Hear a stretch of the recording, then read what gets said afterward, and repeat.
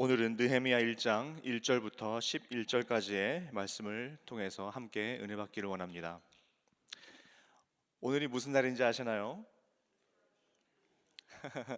네, 너무나 잘 아시네요. 오늘이 3.1절인데요 3.1절이 100주년이 되는 날이죠.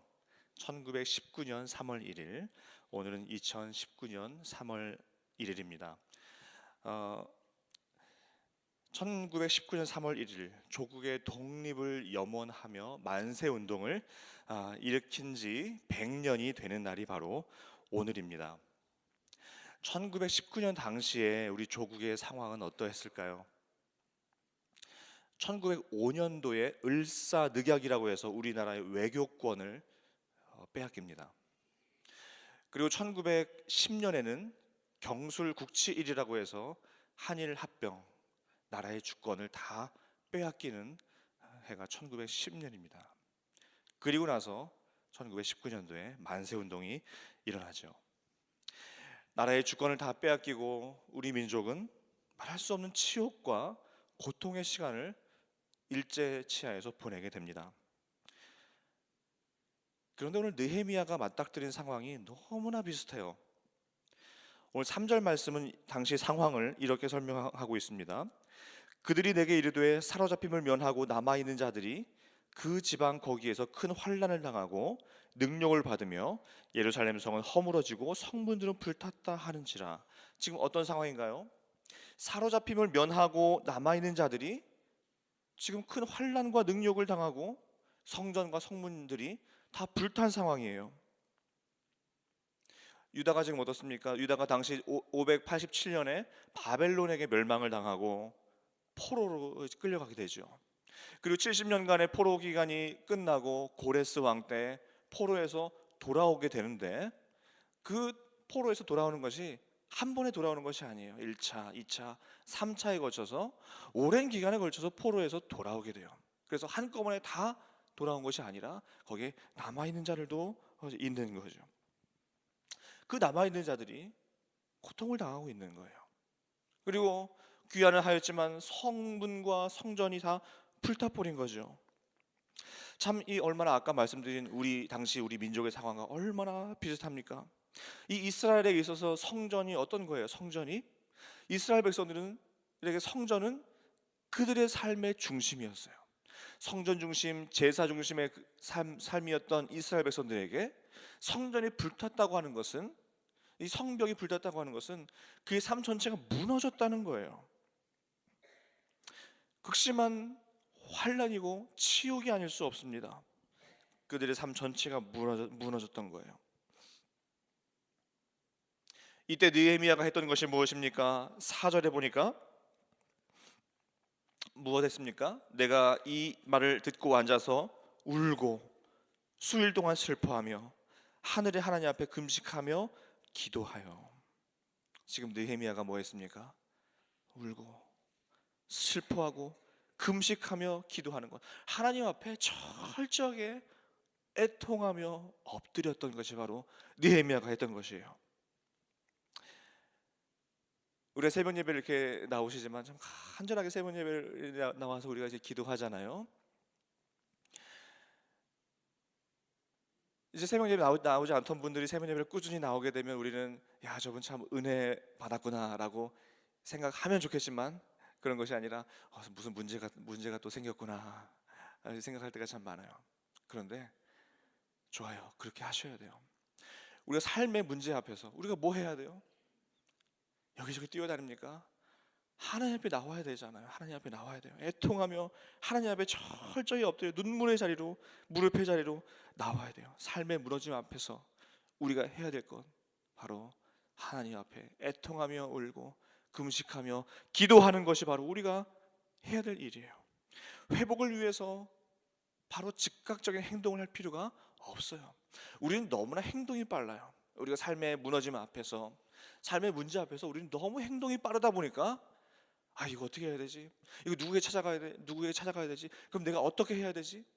행동이 너무나 빨라요. 내가 할 일을 찾아요. 나를 도와줄 사람을 찾고요. 내가 무엇을 해야 되는가? 내가 할 일을 찾을 때가 참 많이 있습니다. 그런데 하나님 말씀하시죠. 도움을 구하러 애굽으로 내려가지 말아라. 도움을 구하러 애굽으로 내려가지 마라. 이사야 말씀을 통해서 이렇게 말씀하시죠. 도움을 구하러 애굽으로 내려가는 자들은 화 있을진저 그들은 말을 의지하며 병거의 마름과 마병의 심히 강함을 의지하고 이스라엘의 거룩한 일을 앙모하지 아니하며 여호와를 구하지 아니하였다. 이 하나님의 백성인 이스라엘 백성들도 그 전쟁 앞에서 하나님께 구하지 아니하고 애굽으로 내려가서 병거 달라, 마병 달라, 우리를 도와달라, 애굽으로 내려갔던 거예요. 우리 하나님 말씀하시죠. 도움을 구하러 애굽으로 내려가지 말아라. 그러면 애굽으로 내려가지 말고 어떻게 해야 됩니까? 내려가는 거의 반대가 뭐예요? 내려가는 거의 반대가 뭐예요? 올라가는 거죠. 올라가는 거. 올라가야 되는 거예요. 애굽으로 내려가는 것이 아니라 하나님께로 올라가는 거예요. 올라가는 거예요. 하나님께 올라가는 거예요. 하나님께로 눈을 향하여 들고 하나님께 올라가는 거예요. 시편 기자가 고백하죠. 내가 산을 향하여 눈을 들리라. 나의 도움이 어디서 올까? 나의 도움이 어디서 옵니까? 천지를 지으신 여호와에게서로다. 할렐루야. 나의 도움이 애굽에 있는 것이 아니에요. 내 도움이 주변에 있는 것이 아닙니다. 내 도움인 하늘의 천지를 지으신 하나님께 나의 도움이 있는 거예요. 그래서 내 눈을 하늘을 향해서 드는 거예요. 애굽으로 내려가는 것이 아니라 하나님께 올라가는 것이 우리에게 필요하다는 거예요. 회복의 시작은 행동에 있지 않습니다. 기도에 있습니다. 기도에 있어요. 이 느헤미야의 기도는 회개로 이어졌는데요. 6절에 보시면 이에 종이 주의 종들은 이스라엘 자손을 위하여 주야로 기도하며 우리 이스라엘 자손이 주께 범죄한 자를 자복하오니 종의 기도를 들으시옵소서. 이 느헤미야의 기도는 자복하는 기도였어요. 하나님의 긍휼을 구하는 동시에 이스라엘의 죄를 자복하는 기도였습니다. 이 기도는 회개로 이어져야만 합니다.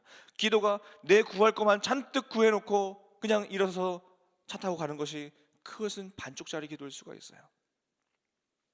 기도는 반드시 내 자신을 말씀 앞에, 하나님 앞에 철저히 비추고 회개로 나아가고 하나님의 듣고 하나님의 음성을 내가 듣고 하나님의 마음을 깨닫고 하나님과의 교제가 일어나는 것이 참 기도다 하는 것입니다.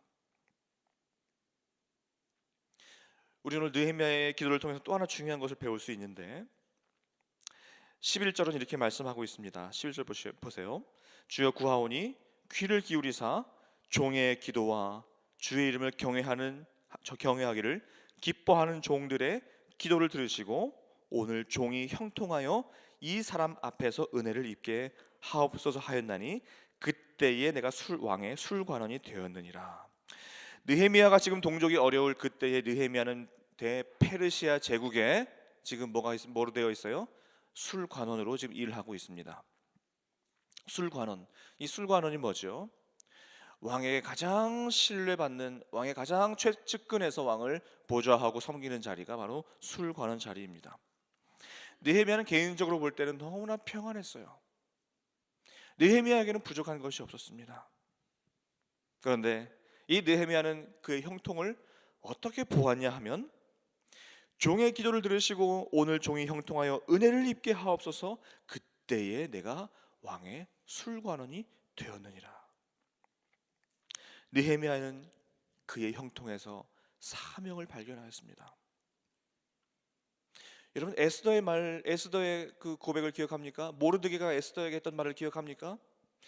이 모르드게가 에스더에게 이렇게 말을 하죠. 네가 왕후의 자리를 얻은 것이 이때를 위함이 아닌지 누가 알겠느냐. 그렇죠? 지금 에스더가 왕후의 자리에 올랐습니다.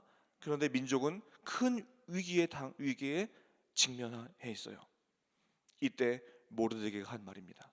네가 지금 황후의 자리에 오른 것이 이때를 위함이 아닌지 누가 알겠느냐. 하나님은 이 에스더에게 개인적 영달과 개인적 성공을 위하여 그 왕후의 자리를 허락해 주시지 않았고 민족을 구하기 위하여 에스더를 그 자리에 세워놓으신 거예요. 느헤미야도 그렇습니다. 느헤미야도 그때에 내가 술관원이 되었느니라. 느헤미야가 지금 술관원이 되어 있는 것, 대제국의 지금 관원으로 일하고 있는 이것이 지금 무엇이냐? 바로 이때를 위함이 아닌가. 그때 내가 술관원이 되었느니라. 그는 사명을 발견했습니다. 그가 무엇을 해야 할지 그는 알았어요. 안정과 형통의 자리에 있으십니까? 하나님께서 그 자리에 세우신, 그 자리까지 이르게 하신 목적이 있다는 거예요.